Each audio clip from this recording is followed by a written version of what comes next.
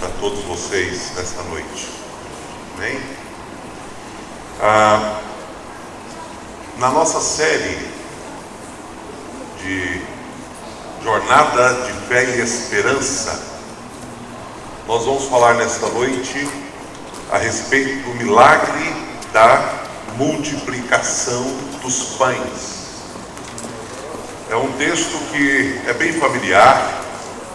Faz muito tempo a gente pregou sobre este texto, mas nesta noite faz parte desta série Jornada de Esperança. E eu sei que Deus tem uma palavra para o seu, para o meu, para o nosso coração. Só queria familiarizar você. Primeiro, a gente falou do milagre da transformação da água em vinho. Naquela ocasião, eu disse que Jesus se revelou neste milagre como Deus transformador. Ele não somente transforma a água em vinho, mas Ele transforma as circunstâncias da vida. Ele transforma a sua vida. Ele transforma a minha vida. Fizemos a segunda leitura em João e a segunda mensagem a respeito da cura daquele filho do oficial do rei. E Jesus curou à distância. Pode ir para casa, o seu filho está curado. E nesse milagre a gente aprendeu que Jesus se revela como Deus que está em todos os lugares. Depois nós falamos a respeito do tanque de Betesda, a cura daquele paralítico. E ali nós vimos o Deus que transforma a história. 38 anos aguardando o milagre, e de repente Deus transformou a história daquele homem que estava ali aguardando há tanto tempo. E hoje nós vamos na quarta mensagem de João e a quinta da série, pensar no Deus que multiplica pães. Mas será que é essa a ênfase, ou esse é o milagre que nos interessa mais? A gente quer continuar vendo Jesus multiplicar pães. Na verdade, a lição que nós queremos aprender é porque neste milagre Jesus se revela como o Deus provedor, como Jeová Jireh, como Deus que pode fazer coisas muito além daquilo que nós imaginamos. E esse milagre é o único que está relatado nos 4 evangelhos: Mateus, Marcos, Lucas e João. Então nós vamos lá para o texto um pouquinho longo, você pode acompanhá-lo assentado, mas eu fiz questão porque nós temos lições maravilhosas sobre vários temas dentro deste texto. Algum tempo depois, Jesus partiu para outra margem do mar da Galileia, ou seja, o mar de Tiberíades. E grande multidão continuava a segui-lo, porque viram os sinais miraculosos que ele tinha realizado nos doentes. Então Jesus subiu ao monte, sentou-se com os seus discípulos, e estava próxima à festa judaica da Páscoa. Levantando os olhos, vendo uma grande multidão que se aproximava, Jesus disse a Filipe, preste atenção nessa pergunta: onde compraremos pão para esse povo comer? Fez essa pergunta apenas para pô-lo à prova, pois já tinha em mente o que ia fazer. Filipe lhe respondeu, preste atenção na resposta de Filipe: 200 denários não comprariam pão suficiente para que cada um recebesse um pedaço. Outro discípulo, André, irmão de Simão Pedro, tomou a palavra: aqui está um rapaz com 5 pães de cevada e 2 peixinhos, mas o que é isso para tanta gente? Disse Jesus, mandem o povo assentar-se. Havia muita grama naquele lugar e todos se assentaram. Era cerca de 5.000 homens. Então Jesus tomou os pães, deu graça e os partiu entre os que estavam assentados, tanto quanto queriam, e fez o mesmo com os peixes.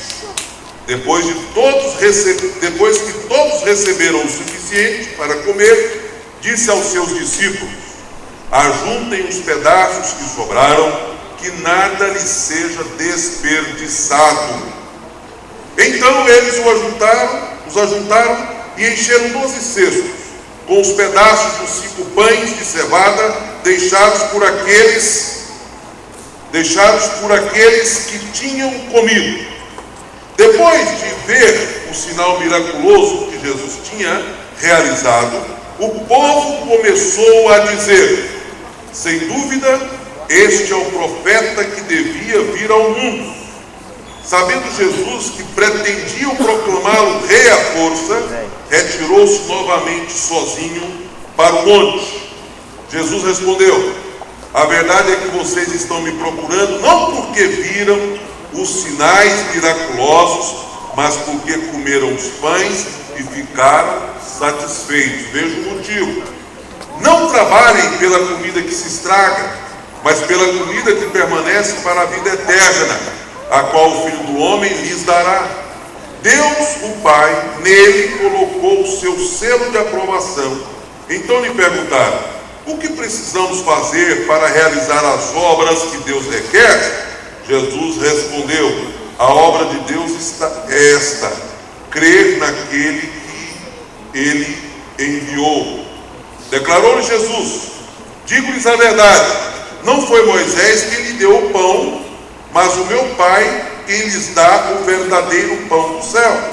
Pois o pão de Deus é aquele que desceu do céu e dá vida ao mundo. Disseram eles: Senhor, dá-nos sempre desse pão. Então Jesus declarou: você pode ler comigo essa declaração? Pelo menos essa? Eu sou o pão da vida. Aquele que vem a mim nunca terá fome. Aquele que crê em mim nunca terá sede. Mas como eu lhes disse, vocês me viram, mas ainda não creem.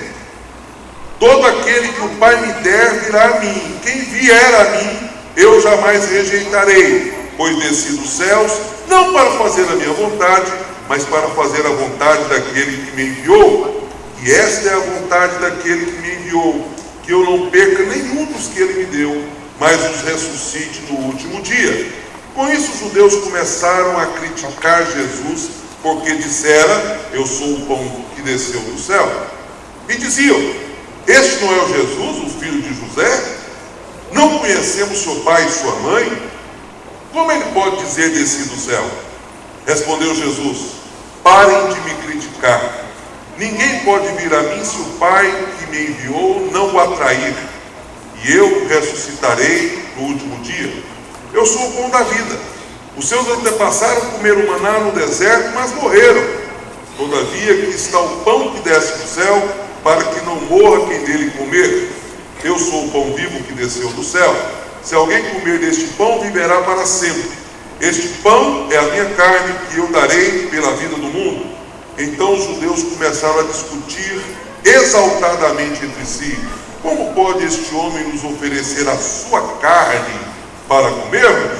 Jesus lhe disse: eu lhes digo a verdade, se vocês não comerem a carne do Filho do Homem e não beberem o seu sangue, não terão vida em si mesmos.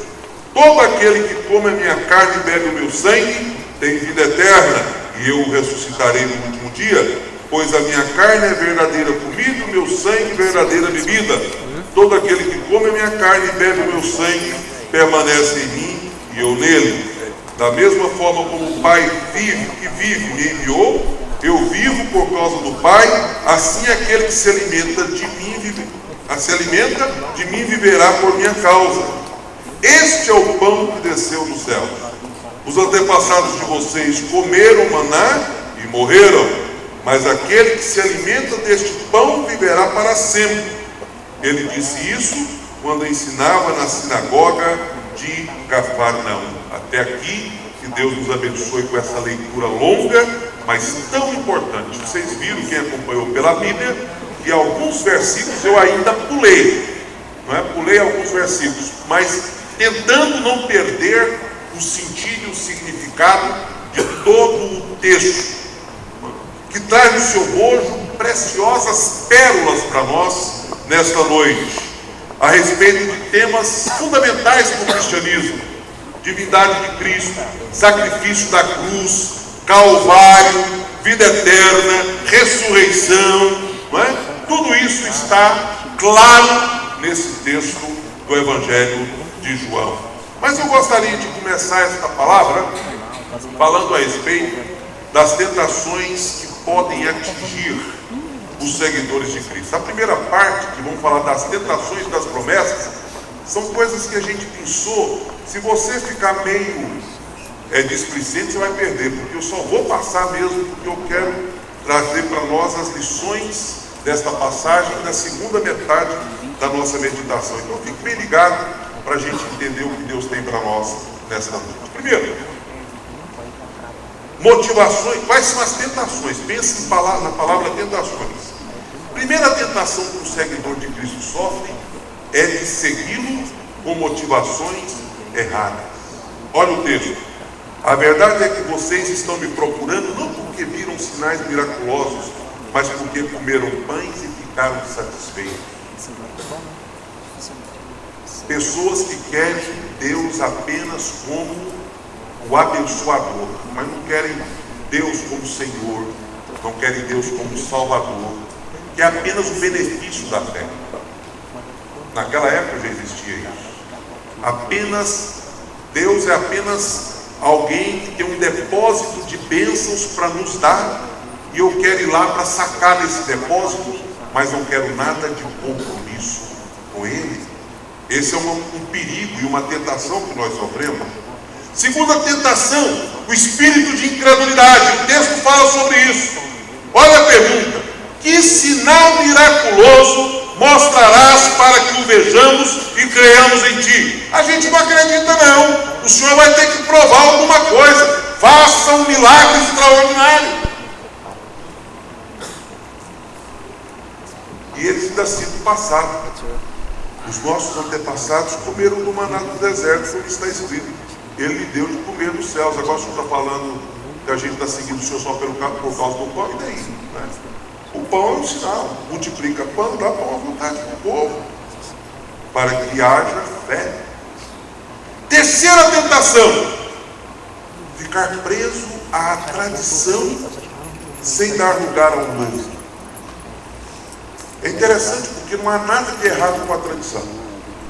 Tem gente que segue tradições da família, mas quando as tradições nos engessam, nos prendem, e a gente não pode se abrir para o novo, essa tradição acaba sendo prejudicial, porque vira tradicionalismo, e todos os ismos são perigosos. Por isso, tome cuidado. Quarta, espírito murmurador. O texto fala, e aqui eu fiz questão de transcrever o texto da Revista Atualizada, porque na NVI usa a palavra criticar, mas aqui usa a palavra murmurar, sinônimos. Mas é muito importante a gente colocar a própria palavra murmurar, porque essa palavra, ela está presente na Bíblia com recordações e lembranças terríveis. O povo de Israel murmurou, e por isso ficou 40 anos no deserto. E aqui o texto diz: murmuravam depois dele os judeus, porque ele havia dito: eu sou o pão da vida. Respondeu-lhe Jesus: não murmureis entre vós. Mas Jesus, sabendo por si mesmo que eles murmuravam a respeito de suas palavras, segue o texto. Você percebe que o verso 41, verso 43 e verso 61 fala que aquele povo murmurava, reclamava, criticava. Será que somos parecidos com esse povo? Será que somos também gente que murmura o tempo todo, reclama o tempo todo, critica o tempo todo, está tudo ruim, está tudo errado, está tudo difícil, está tudo complicado? É uma tentação que o seguidor de Cristo sofre. Quinta tentação que o seguidor de Cristo sofre: espírito de insatisfação. nada está bom. Muitos dos seus discípulos, tendo ouvido tais palavras, disseram: duro é esse discurso, quem pode ouvir? E depois disso abandonaram Jesus, verso 60. Hoje a gente vive, infelizmente, a realidade de que as igrejas estão muito mais interessadas em satisfazer o público e o auditório do que em pregar a genuína palavra de Deus. Sabe por quê? Porque se você prega a genuína palavra de Deus, arrisca acontecer isso aqui, não é? Dura é essa pregação, dura é esse discurso, nessa igreja eu não volto mais. Eu prefiro ouvir uma mensagem dizendo que tem bênção abundante, que tem fartura abundante, que tem prosperidade, que tem só coisa boa, do que ser chamado na responsabilidade. Eu me converti numa época, numa geração, em que se pregava muito sermão sobre consagração, santificação, compromisso, vida com Deus, chamada à responsabilidade. Hoje não. Hoje a mensagem tem que ser diferente, porque senão a reação é: duro é este discurso. Espírito de insatisfação. Traição. Olha no verso 64, parte B. Pois Jesus sabia desde o princípio quais eram os que não criam e quem o havia de trair. É interessante, essa semana a gente ainda estava discutindo sobre isso. Hoje é domingo de ceia. E tem gente que sofre muito, porque às vezes não sabe se pode ou não pode participar da ceia. Aí tem outros que sofrem, porque como membros da igreja, fulano, será que podia? Ele não deveria tomar parte da ceia. E eu ainda me lembrei desse texto, e lembrei da última ceia de Jesus com os discípulos. Jesus disse: a mão do traidor está comigo à mesa, e não mandou ele parar de tomar. É por isso que o texto diz que cada um dá conta de si mesmo. Eu não sou Deus nem juiz de ninguém. Eu só posso dizer o seguinte: é do Senhor a mesa. Se você está em comunhão com Deus, é uma coisa particular sua. O texto manda eu te examinar, manda você se examinar, e assim comer do pão e beber do cálice. Mas Jesus sabia que dos 12 apóstolos, um era incrédulo, Tomé, precisava ver para crer. O outro negou, Pedro, e o outro traiu. E participaram. Jesus sabia disso. Aqui está o texto dizendo que ele já sabia. Sem dúvida alguma, essa é uma das tentações que nós sofremos. É a última tentação: abandonar a Cristo. Verso 66, que nem foi lido, diz assim: à vista disso, muitos dos seus discípulos o abandonaram e já não andavam com ele. Não, esse Jesus não mostrou o milagre que eu queria. Não continuou multiplicando pães. Eu não quero saber desse Deus, não. Nós estamos estudando o panorama do Novo Testamento, do Velho Testamento, na escola dominical. Está perdendo quem não pode. Eu lamento por você. Porque é muito jóia você ler a Bíblia depois que você passa por essa matéria. E hoje nós estávamos falando a respeito, na introdução, eu estava falando a respeito da visão que Caim tinha de Deus. Depois Abraão, depois Moisés, depois o rei Davi, por exemplo, os profetas, até chegar em Jesus, né, que é a revelação exata do ser de Deus. E a grande verdade é que nós temos a nossa ideia de Deus, mas a ideia que nós temos de Deus não faz nenhum sentido, porque qualquer ideia que eu tiver de Deus é uma mera ideia, porque Deus se revela pela Bíblia. Ou você crê na Bíblia e acredita no Deus que a Bíblia revela, ou você vai correr o risco de criar Deus à sua imagem e semelhança. O Deus foi o ato. E é por isso que tem tanta religião hoje, tanta igreja hoje, pregando tanta coisa sobre Deus hoje, porque cada um está criando o seu próprio Deus. O que nós precisamos é não decepcionar nem frustrar. E não dizer assim, puxa vida, o Deus que eu queria não está revelado em Jesus não, porque Ele não faz o que eu quero.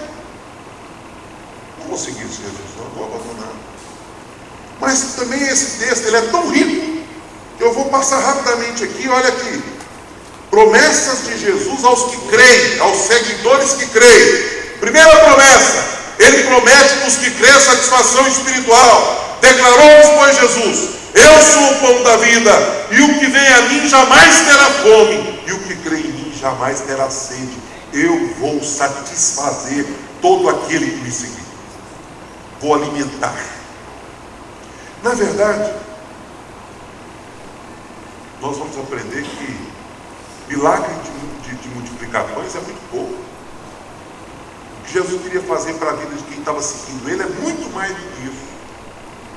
Mas as pessoas não estavam entendendo.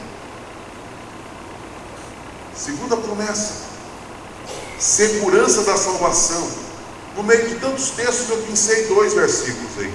Todo aquele que o Pai me dá, esse virá a mim, e o que vem a mim, o que é que diz a parte final? Leia comigo. De modo. Você não acha isso fantástico? Uma vez que você foi dado para Jesus, Ele está dizendo assim: de modo nenhum eu o lançarei fora. Você vai ficar sempre na minha mão.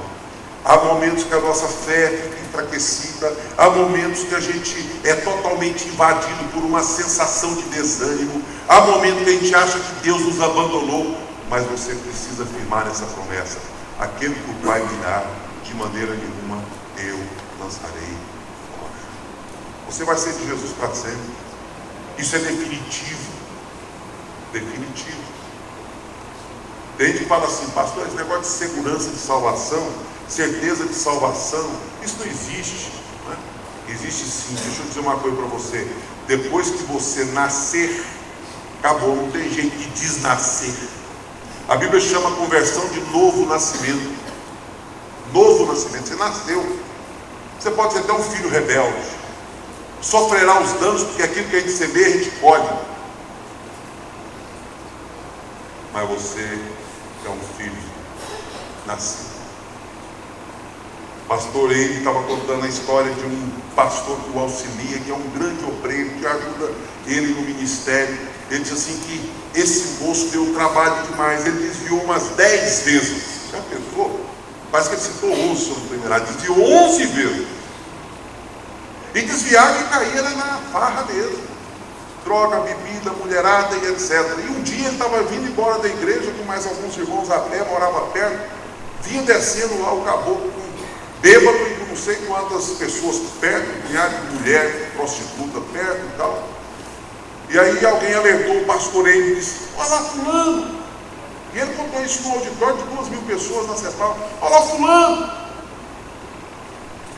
E aí ele disse que foi para o rumo do fulano, no meio de toda aquela situação, e disse: a paz do Senhor, irmão fulano. E ele deu um abraço, não falou mais nada, só de perto e foi embora. Deu a paz do Senhor e abraçou o irmão fulano. Eu fico imaginando a sensação que aquele homem deve ter sentido diante dessa situação. Aí ele contou uma segunda vez que ele foi na casa e a mãe dele falou assim: ele não está. Aí ele foi embora, na esquina ele voltou. Ele falou assim: a senhora não está falando a verdade para mim, eu sei que ele está e não quer me receber. Aí a mulher não deu conta de mentir, é verdade, ele está aqui. Mas ele disse que não quer ver o senhor de jeito nenhum. Eu disse: mas eu quero ver ele, a senhora me permite entrar? Pai, pode entrar. Ele estava no fundo do quintal, estava drogado, estava na pior, debaixo de uma árvore que tinha no fundo do quintal. Aí ele chegou lá e mais uma vez o cumprimentou com a paz do Senhor. Falou que Jesus o amava, não queria vê-lo naquela situação. Aquele homem chorou, reconciliou, caiu de novo, e foi 11 vezes desse jeito. Mas você sabe o que eu quero chamar a atenção nessa história? Que todas as vezes ele foi lá e disse: Pai do Senhor. Sabe por quê? Porque ele acreditava que aquele homem ainda era um servo de Deus, que o Senhor não tinha lançado fora da mão dele. Ele estava longe do Senhor, mas o Senhor não estava longe dele. E hoje, prova disso é que este homem é um dos grandes auxiliares do pastoreio do seu ministério. Aquele que o Pai me dá, de maneira nenhuma eu lançarei fora. Se nesta noite tem alguém longe dos caminhos do Senhor, você está entristecendo o coração de Deus. Deus está muito triste com você, mas Deus não te abandona. Deus sabe aonde você está, o que você está fazendo. Deus quer resgatar a sua vida. Essa é a promessa. Mais uma promessa: seremos ressuscitados na ressurreição do último dia. Isso aparece 2 ou 3 vezes no texto. Eu pensei apenas no verso 40. De fato, a vontade do meu Pai é que todo homem que vir o Filho e nele crer tenha a vida eterna, e eu ressuscitarei na ressurreição do último dia. Verso 44 repete, é uma promessa também do texto. Vida eterna é garantida. Tem gente que luta tanto para preservar a vida aqui. E eu vou dizer para você uma notícia que pode pegar mal para alguns. Você pode lutar o jeito que for, raríssimas pessoas vão passar dos 100 anos. Está aqui nesse momento. Todas as pessoas que Jesus curou voltaram a adoecer e morrer. Você tem que lutar pela vida eterna. Você tem que fazer planos para a vida eterna. É isso que você precisa fazer. E está garantida para aqueles que seguem a Jesus uma promessa de vida eterna. Quinta promessa: permaneceremos para sempre com Cristo. Não é só a vida eterna sozinho jogado no céu, não. Jesus vai estar presente. Quem comer a minha carne e beber o meu sangue permanece em mim e eu nele. Assim como o Pai que vive me enviou, igualmente eu vivo pelo Pai, também quem de mim se alimenta, por mim viverá. Portanto, essas são as promessas para fazer um contraponto com aquelas tentações que a gente sofre. Mas agora vamos para as aplicações e para as lições de hoje à noite. Alguns detalhes desse texto que eu li. Veja se você não acha interessante esses detalhes que vão nos ajudar nas lições. Primeiro, o povo foi atrás de Jesus. E Jesus estava indo para o rumo do deserto, para a direção do deserto. Jesus às vezes permite que a gente vá para o deserto, ou nos leva para o deserto. E talvez até alguns de nós estejamos no deserto nesses últimos dias, caminhando para o deserto, simplesmente porque Ele quer fazer algo na nossa vida. Por isso, fica atento. Fica atento. O povo foi atrás de Jesus no deserto. A ocasião era identificada como uma época próxima à festa da Páscoa. Esse texto precisa ser lido pelos textos paralelos também. Mateus é claro em dizer isso,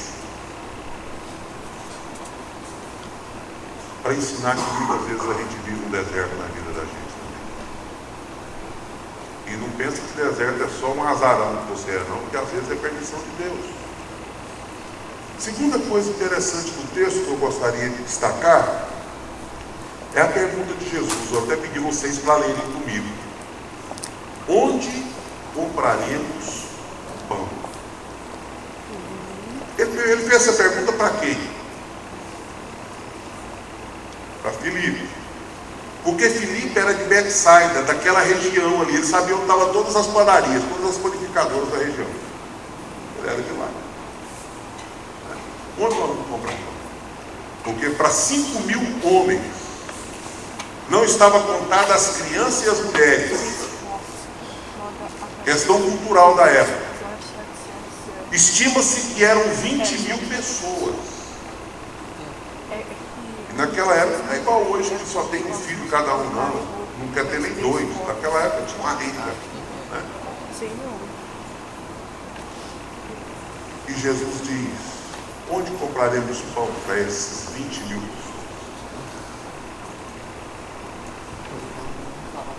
Agora veja que quando Jesus faz essa pergunta, não é por ignorância não. O texto diz que ele já sabia o que ele ia fazer. Deus quando pergunta, você quando pergunta é porque não sabe, quer aprender, concorda comigo? Eu faço pergunta quando eu não sei, eu quero saber. Mas Jesus quando pergunta, ou Deus quando pergunta, não é por esse motivo. Deus, quando pergunta, é para nos ensinar. Vamos aprender isso? Quando nós perguntamos, nós queremos aprender. Quando Deus pergunta, Ele quer ensinar. Você acredita, por exemplo, que quando Deus chegou lá no jardim e disse: Adão, onde você está? Deus realmente não sabia onde Adão estava? Sabia. O que Deus na verdade estava dizendo é assim: Adão, dá uma olhada para você mesmo, cara. Veja onde você está. Será que não caiu a ficha ainda, Adão? Você está fugindo de mim por quê? Na verdade, Deus estava ensinando Adão e não querendo saber onde Adão estava. Elias, o que você faz aqui, Elias? Será que Deus não sabia o que se passava no coração de Elias? Quando o próprio Senhor pergunta: quando o Filho do Homem vier, porventura achará fé na terra? Por que ele fez essa pergunta? Porque ele quer saber? Ele quer nos ensinar.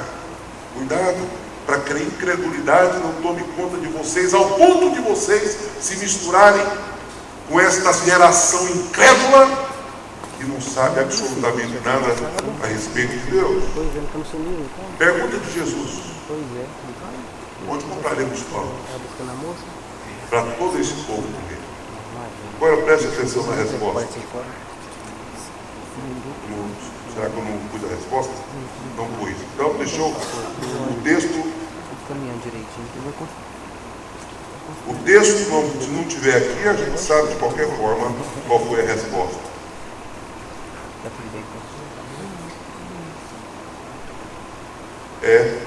Mas não está aqui, não está aparecendo. Mas eu vou dizer para vocês a resposta. A resposta é: Senhor, para alimentar essa multidão, nós precisamos de 200 denários. O que você percebeu nisso aí? Jesus perguntou uma coisa e respondeu outra. Jesus perguntou onde, não perguntou quando. Ô Felipe, onde nós vamos comprar pão para todo mundo? A resposta: Senhor, 200 denários não basta. Não vai dar nem um pedaço para cada um. Claro que Jesus não é mal educado. Se ele fosse, ele ia dizer: ô Felipe, não foi isso que eu perguntei. Dá para você se ater a minha pergunta? Eu perguntei onde? E não quando. O que Felipe disse foi o seguinte: o serviço de um ano de uma pessoa, 200 dias de trabalho ferrado, o ano todo, que era o denário era o salário de um dia, 200 denários, salário de 200 dias, não serão suficientes para alimentar esta multidão.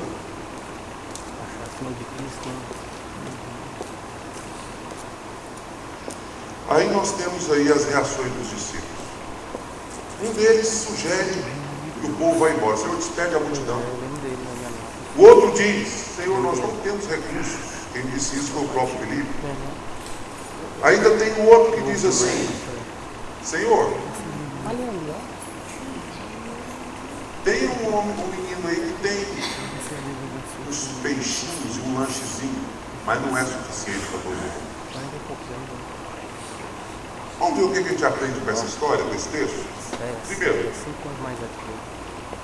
não avalie as dificuldades à luz dos próprios recursos. Você pode repetir comigo?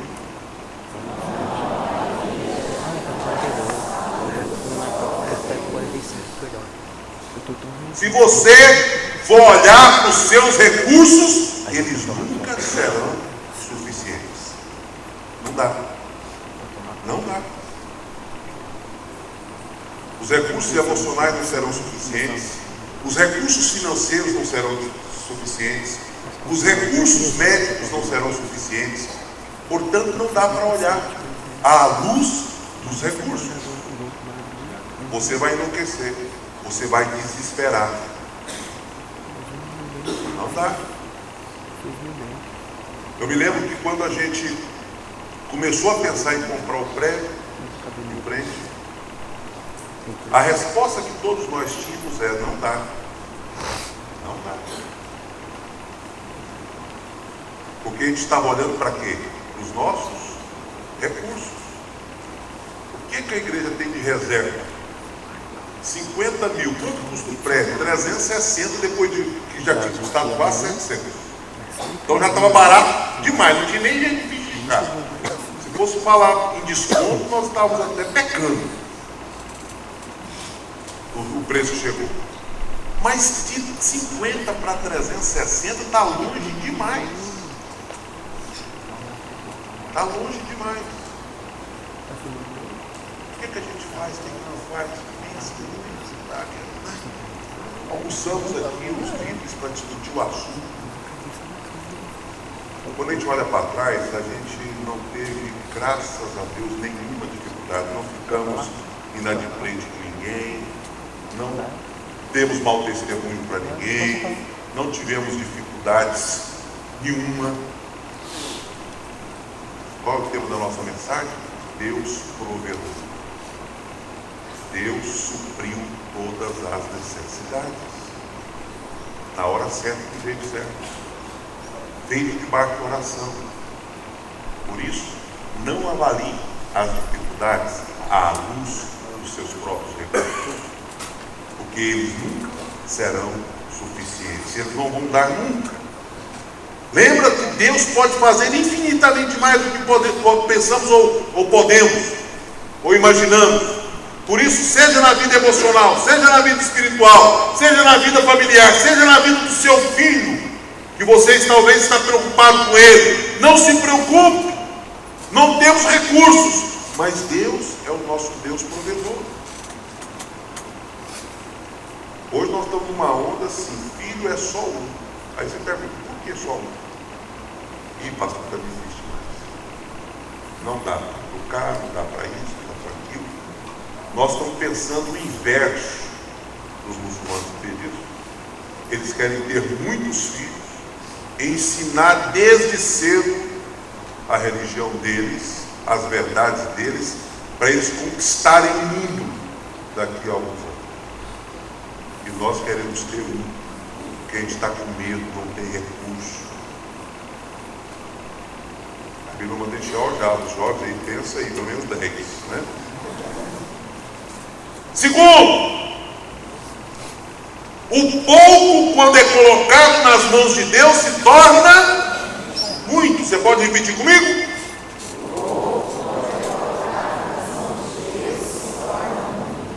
Gente, tinha um jovem, uma criança, um menino, sei lá, que talvez não estava nem... A mãe preparou o lanche e mandou ele para uma vizinha. Isso existia antigamente assim, bem recente, porque nós assim que já estamos aí com mais de 50, a gente tinha muito esse negócio de vizinho, ajudava até a educar. Vizinho, quando era um vizinho bom, ajudava o pai, a mãe, vou sair vigia para mim, e olha lá. Havia um relacionamento, uma amizade muito forte da família dos vizinhos. Naquela época, então, o menino saiu, talvez foi com a vizinha, com alguém, a mãe não pôde ir, mandou um lanche. E naquela época também os meninos eram educados. Aí o que aconteceu?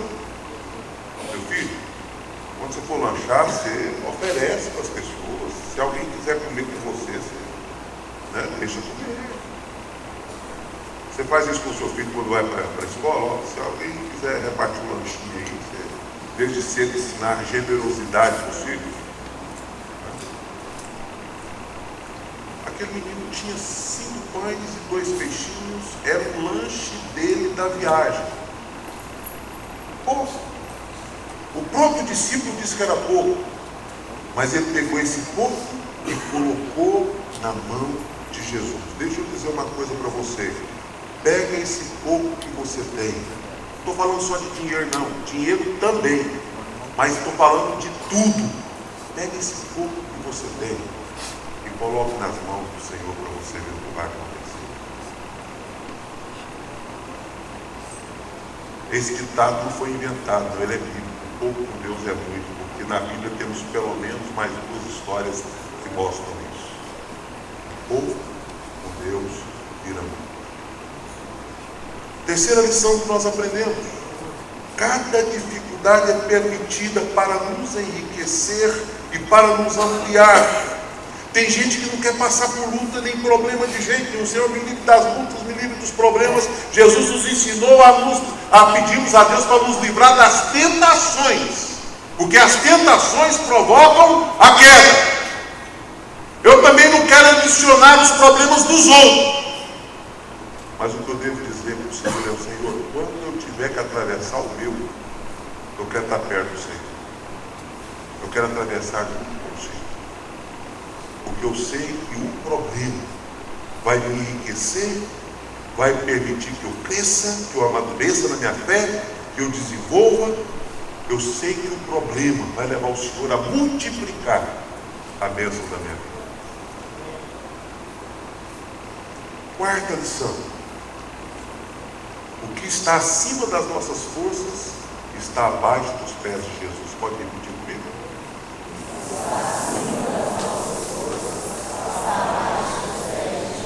Amém. Ah, Senhor, eu não dou conta mais. Minhas forças não me suportam. Lembra que Jesus, isso para ele é bichinho. Está debaixo dos pés dele. Senhor, não dá para alimentar 20.000 pessoas com 5 pães e 2 peixinhos. Manda todo mundo assentar, organiza o grupo. Deus é um Deus de organização. Jesus era organizado. Organize o grupo, não é? Vamos fazer com que tudo seja feito com decência e comece a servir o povo. Eu fico imaginando como é que esse milagre aconteceu. O Senhor pegou o pão, deu graças e deu para os discípulos. Era só 5. De repente eram 12 discípulos. Todos pegaram e não ficou ninguém sem. Aí os discípulos abençoam e dá para o primeiro grupo. Todo mundo pega e ninguém ficou sem. E aí a coisa começou a acontecer e essa multiplicação foi natural, porque Deus havia abençoado. O milagre aconteceu porque tudo aquilo que está acima das nossas forças ainda assim está debaixo dos pés de Jesus. Ontem a gente estava no Fazendo Bem. Lamento que não pôde ir também, não é? Nós tivemos um projeto dos dentistas, muitos dentistas da nossa igreja. A Liliane coordenou aí as escalas, a agenda. Muitas pessoas doaram tempo, doaram recursos. A própria loja dela fez doações para a mesa regional, pagou o trailer, não é? E ficou lá o mês todo. Ainda vai ficar a semana que vem. A semana que vem não, essa semana que começa hoje, não é?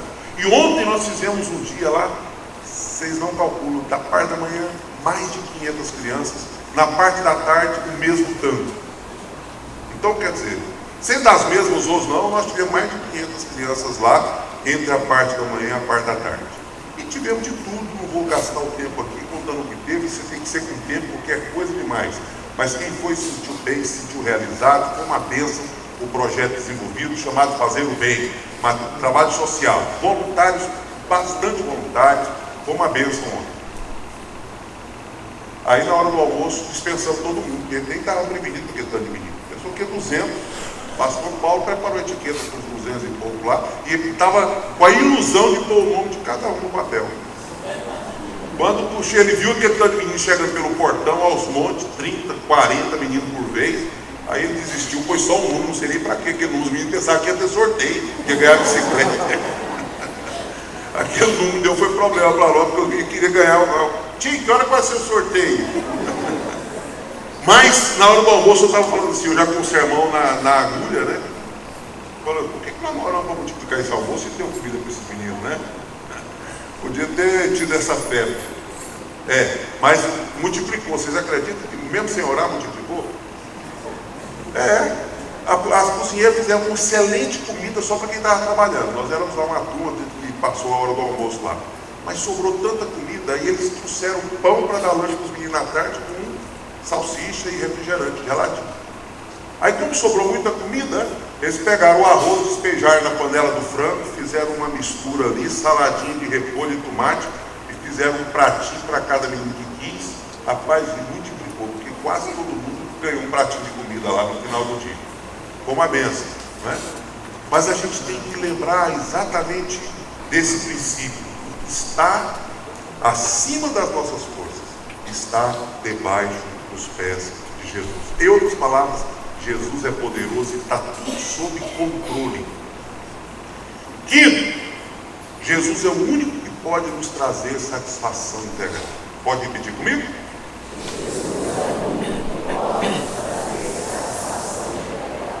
O milagre gerou discussão. Mas Jesus não estava interessado em multiplicação de pães, para te falar a verdade. Sabe por quê? Porque ia ter fome de novo. Ia ter fome de novo. Jesus estava interessado na mensagem que ele transmitiu depois. Qual foi a mensagem que ele transmitiu depois? Eu sou o pão vivo que desceu do céu. E quem come da minha carne e bebe do meu sangue, o que o texto diz? Jamais terá fome, jamais terá sede. A satisfação vai ser plena e para sempre. Era esse o interesse de Jesus. O que Jesus está dizendo para nós hoje à noite, meus queridos, prestem atenção. Você vai e pensa assim: o dia que eu tiver uma casa dos meus sonhos, eu vou me satisfazer. Você muda para casa, lua de mel uma casa, tudo maravilhoso na casa. Depois de algum tempo você entra numa rotina e a casa já não é mais a sua grande paixão. Você sonha com um carro, compra um carro do sonho. Daí a pouco você tem que trocar de carro, trocar de novo. Depois que você trocar dezenas de vezes, você vai descobrir que não é o carro que vai realizar o seu sonho e te deixar satisfeito. Enfim, nada vai te satisfazer completamente, plenamente, definitivamente. E o que Jesus está dizendo é: eu quero te satisfazer plenamente. Eu quero te satisfazer para sempre, definitivamente. Não só plenamente, mas definitivamente. Agora, para eu te satisfazer assim, só de um jeito: você tem que comer minha carne e beber meu sangue. Poxa, mas que linguagem estranha e forte, né? Mas a linguagem estranha e forte que o texto de João nos revela, está ensinando mais ou menos o seguinte: eu tenho que me misturar com Jesus. Eu tenho que ser um com Jesus. Eu tenho que comer a carne e beber o sangue no sentido assim, de me identificar com ele de tal forma que eu tenha condições, inclusive, de repetir o que Paulo falou depois: não sou eu que vivo, mas Cristo vive em mim. E o viver que eu agora vivo, não vivo por mim mesmo, mas vivo por Ele, para Ele. Enfim, se você beber do sangue e comer da carne, você vai se identificar com Jesus, ao ponto da sua vida ser parecida com a dele e você testemunhar dele para as outras pessoas. É interessante porque essa é uma lição maravilhosa que nós tiramos desse texto. Chega um momento que só a bênção material não dá. Chega um momento que só o maná não vai adiantar. Você precisa do pão vivo que desceu do céu. Termino. Jesus faz um convite para você hoje à noite, para um encontro real com Deus provedor. Porque eu quero ver o milagre da multiplicação dos pães. Não. Se você quer alegrar o coração de Deus, Deus espera que você diga assim: eu quero comer dessa carne, beber desse sangue. Eu quero me identificar com esse Jesus. Eu não vou fazer como aqueles discípulos covardes que abandonaram e foram embora, como os incrédulos que duvidaram e queriam milagre, sinal. Eu quero fazer hoje uma decisão diferente. Eu quero dizer: Senhor, eu quero te levar a sério. Eu quero comer e beber do seu sangue, beber da tua carne. Eu quero me identificar com o Senhor. Chega de brincar. Chega de fazer as coisas pelas metades. Nós estávamos vindo para cá e conversando sobre isso. Gente, parece que nós estamos vivendo uma época tão estranha, né, em que as pessoas acham tudo tão natural. Frequentar qualquer lugar é natural. Tem gente que está dando mau testemunho pela internet. Mau testemunho. Porque está postando lá nos Facebooks da vida, como crente que são, cada ambiente, fazendo cada coisa.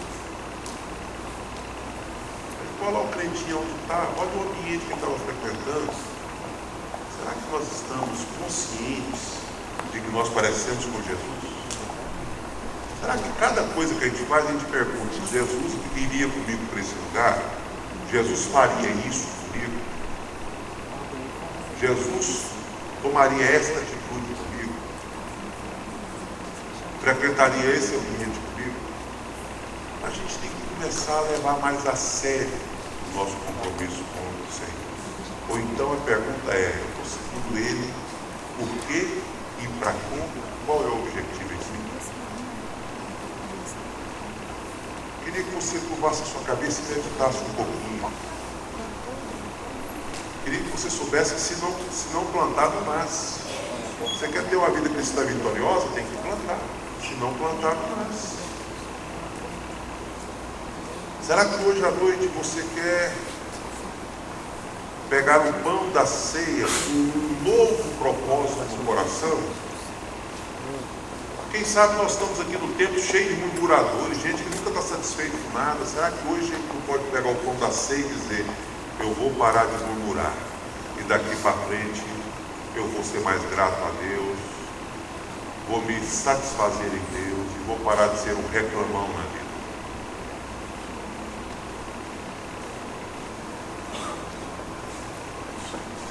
Quem sabe hoje você vai dizer para você mesmo: Senhor, eu vou levar a sério o meu nome de cristão, porque cristão não é ser um Cristo grandão, não. Cristão é repetir Jesus na vida, na história.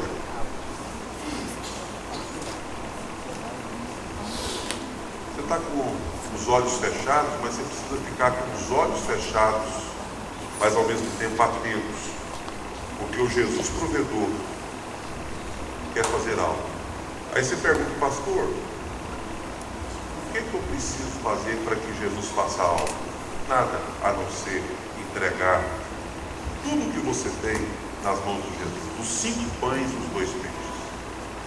Se esses 5 pães e esses 2 peixes podem representar sua vida emocional, sua vida espiritual, sua vida financeira, sua vida familiar, sua vida em todos os setores da sua existência, você vai dizer assim: eu vou entregar tudo que eu tenho nas mãos do Senhor. Ele vai fazer o milagre da transformação e da multiplicação. Será que nós temos alguém hoje à noite que tem coragem de dizer: eu preciso mudar minha atitude e tomar uma decisão séria? Você tem alguém? Você não precisa fazer nada a não ser só levantar a sua mão. Eu quero te ver onde você está, para a gente estar depois orando. Seja em que área for que a palavra de Deus tocou em você, eu não quero saber aqui agora em voz alta, e nem você precisa falar. Você só precisa dizer o seguinte: algo aconteceu e eu quero me manifestar. Eu quero dar testemunho de que o Espírito falou alguma coisa no meu coração, de que uma decisão foi tomada hoje à noite. Será que tem alguém? Eu queria que desse o sinal com a mão. Levante a mão que você está. Eu quero incluir você na minha oração, antes da gente partir para o momento da ceia. Amém. Quem mais? Amém. Amém. Quem mais se sente que Deus falou? Talvez pessoas que